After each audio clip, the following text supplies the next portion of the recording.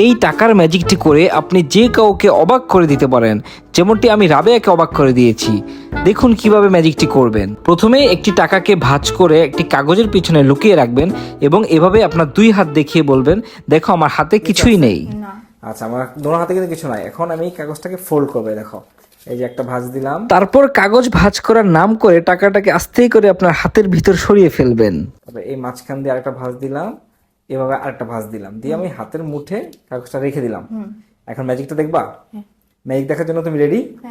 ওকে, 3, 2, 1। তারপর 3, 2, 1 গো বলেই টাকাটা বের করে ফেলবেন আর তাকে চমকে দিবেন।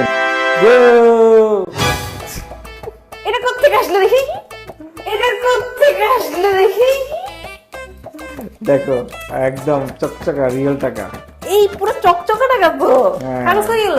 ম্যাজিক কাগজ। গাইজ, এভাবেই আপনার ছোট ভাই বোনদেরকে ম্যাজিক দেখাবে।